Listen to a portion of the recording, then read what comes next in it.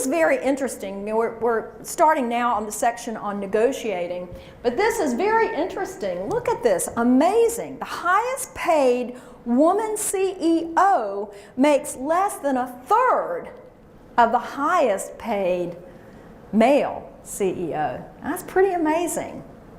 And I'll say this to my Tarzans who are here today too. When we talk about the Fortune 1,000 CEOs, that's just 1,000 people. That's really just a very small percentage. There are a lot of men out there not getting what they want, need, and deserve too. So now I want to talk about how to negotiate for the salary that you ultimately want to get. So these are going to be some strategies for that. And to help make it memorable, I've got Barney Fife dressed up for the lipstick jungle in his little hat.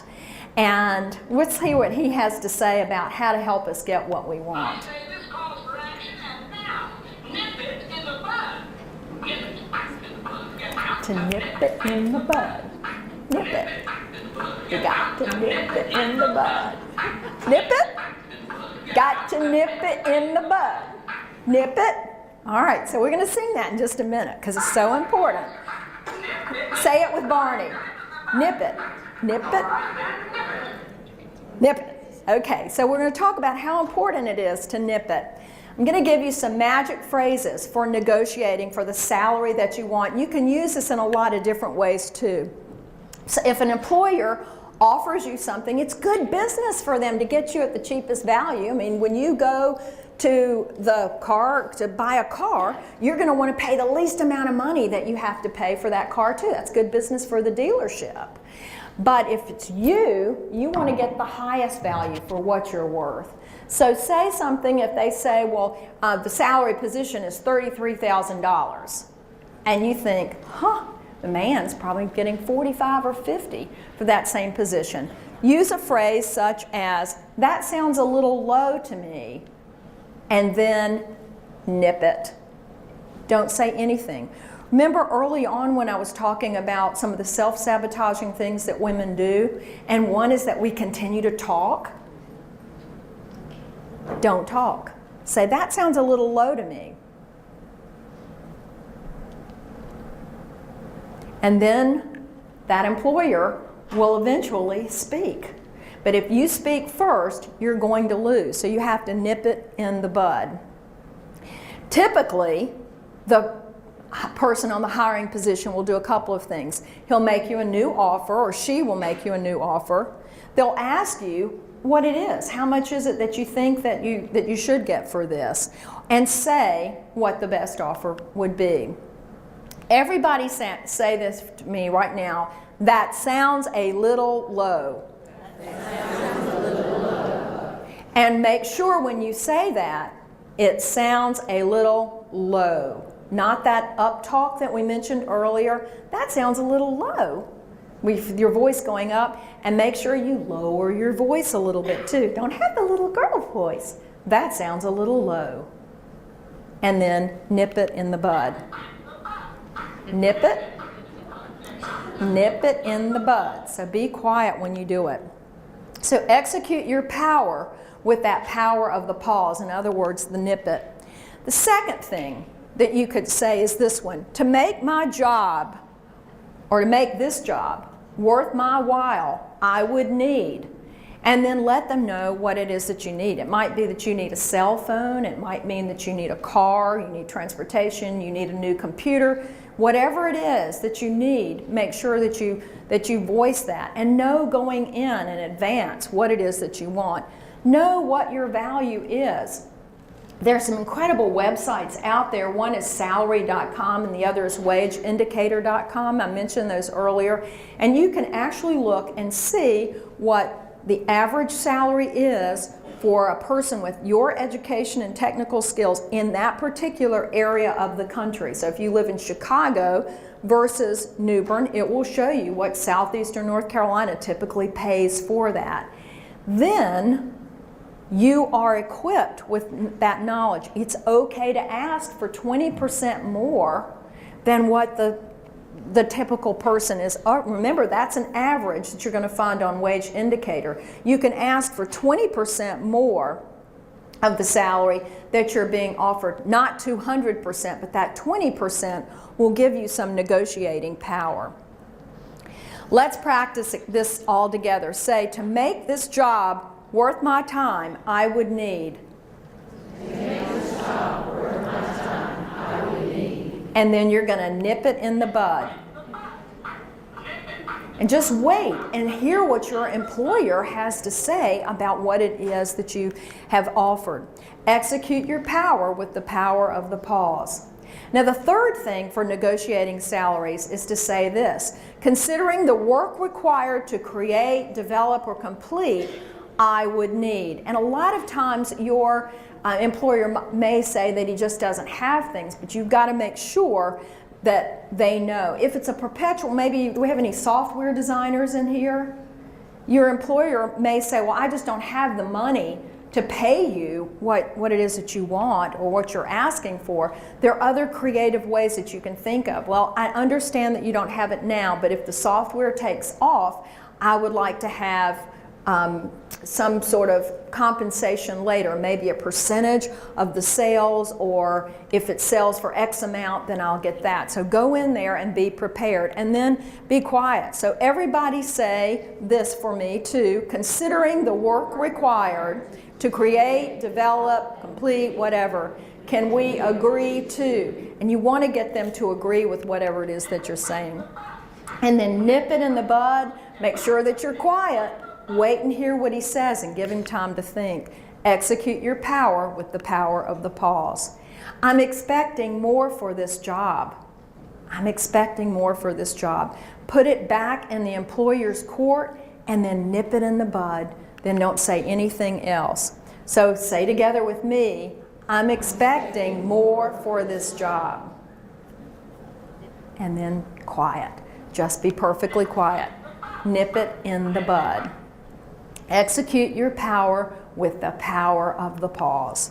And finally, number 5, can we work on that? Your employer may just say, or the person that you want this job with is kind of at a stalemate, but you don't want to walk away without any opportunity. Can we work on that? In other words, can we both think about what we could do to make this opportunity work for both of us? So that's a very important thing. Altogether, can we work on that? And then nip it in the bud. Nip it in the bud. So execute your power with the power of the pause. Make sure that you ask for whatever it is that you want. Remember that the meek might inherit the earth, but it is not going to be in your lifetime. And above all, remember that you can get more from a talking frog than you can from a handsome prince. Thank you so much for having me today. I've enjoyed being in the lipstick jungle. Thank you.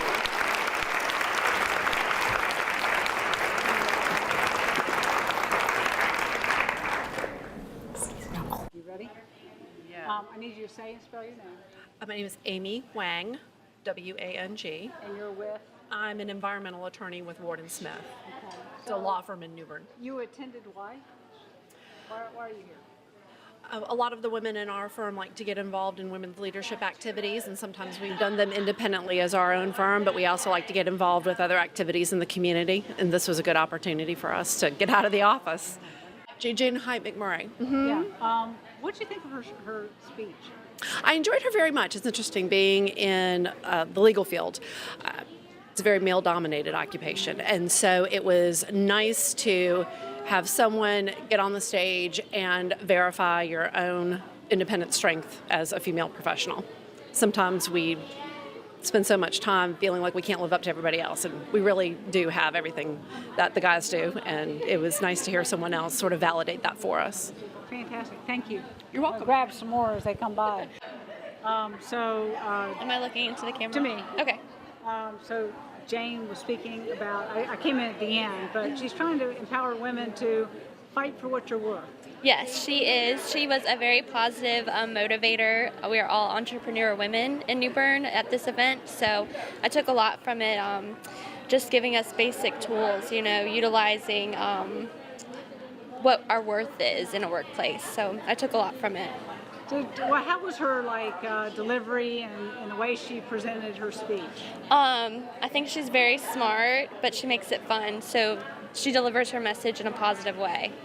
Great. Tell me who you are and who you're with. My name is Rebecca Rostek. I'm with Hight Salon and Wellness Spa. Fantastic. Yep. Thank you. You're welcome. Say and spell your name. Sana Suarez, SANNA SUAREZ, And you're with Hight Salon and Spa. the speaker, Jane. What did you get out of that? Tell me about her delivery and whether she was empowering. She was extremely empowering. What I got out of it was that we as women tend to unempower ourselves by not being more assertive, by not thinking that we deserve to have more or to ask for more, or just being insecure about really the great jobs that we perform. Mm-hmm. Thank you. You're welcome. Ready? Say and spell your name to the speaker. Juliet Rogers, JULIET ROGERS. Company you're with. Religious Community Services. So you came here because what were you looking for? I'm recently becoming the what's it called? The AD, the executive director for my company, and I am trying to get some ideas on ways to be more assertive in the workforce as a woman. Did that come out at all? Sure. Okay. All right. Sorry. So Jane, I walked in the tail end. Okay. A lot of good bullet points. Mm-hmm. Kind of tell me how she is as a speaker. As a speaker, she's funny. She mixes her message up so that you're not falling asleep or not losing interest. She gives you very quick topics so that you can take them back immediately and use them and put them to work at your workplace. You're done. Thank you. Okay. Barb, I have a video, so just hold here. Good. Good? Say and spell your name. Deborah Fitzgerald, DeBrA And what business are you with? Green Recycling Solutions. Okay, so, I love the fact it's a room full of women. What did you think about the speaker? Oh, she was excellent. Excellent. Some of the things I've been doing all wrong. But with what she told me, I have a whole new attitude. What's the one thing that sticks in your mind that you heard? Zip it up and hush. Say what you want to say and then be quiet. Perfect. Because we love to talk. Yeah, we do. Great, thank you. Talking about the speaker. Mm-hmm. You ready? Say and spell your name. Megan McGarvey, MEGAN MCGARVEY. And you were with? Say it. Carolina East Health System. Jane. Jane. What do you take away from her speech today? I am much more enthusiastic about waking up in the morning. I like the idea of the goal setting, making sure I know what I want. She was just very inspiring. As a speaker, she's going to be using this as a promotional. How is she as a speaker? Would you hire her if you had the chance? Oh, absolutely. She's very energetic. She's very engaging. She's not a speaker where you find your mind wandering. She keeps you there. She keeps you focused. That's it. All right. What I'm wearing is becoming. It's perfect. Okay. It's perfect. Don't people do this to you all the time and you're like, just shut up and talk? I know. It's like, look, it's my job. Ready? Say and spell your name. ANNA Bolshevitz. BULSZEWICZ. Or Smith.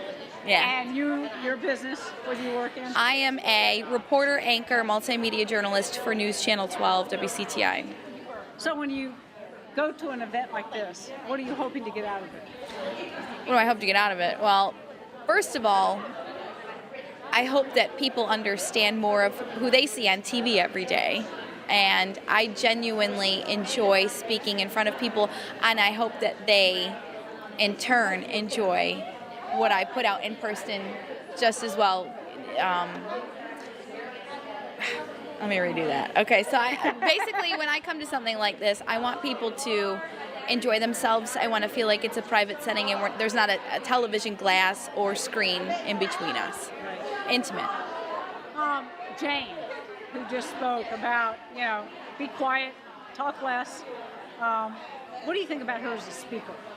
Oh, I thought she was fabulous. A lot of the things that she said I could relate to in my life as a young professional, as somebody, as a woman trying to make it. I thought the advice was awesome. The negotiation, the salary talk, the nip it in the bud, all relevant to, I think, how we operate as women in today's industry.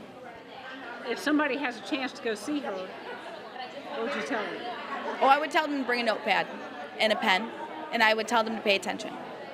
Sweet. Thank you. Barney Fife. Yeah, no, I was there before that. So there you go. I was there See, before you beat me. Ready? you. You tell me when you're ready. I need you to say, spell your name and who you're with. Mary Lou Infinito, INFINITO,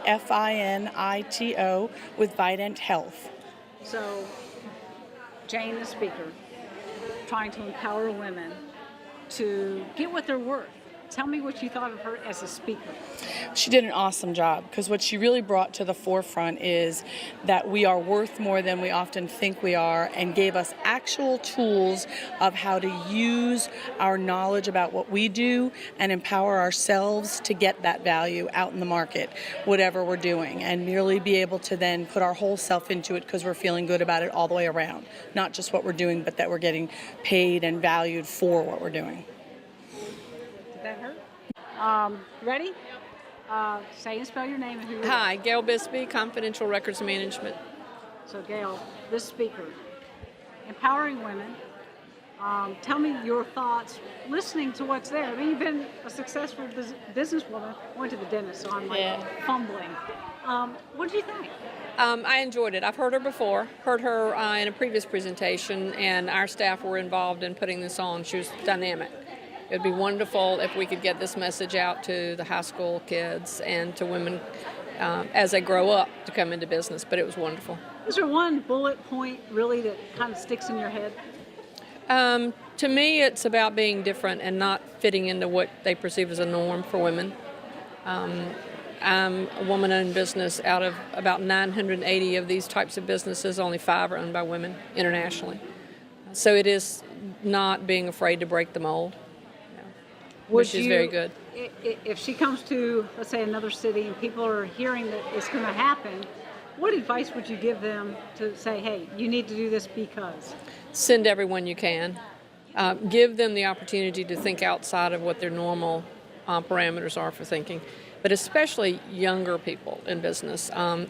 Older ones as well, but I think for people in the business world now, it's so competitive that it's very important for them to hear and see someone who's thinking about motivation for themselves and how to help other people. And I think one of the chords that she hit is women can be their own worst enemy. They don't support each other as they should, and that's very important. Great, thank you. Appreciate it.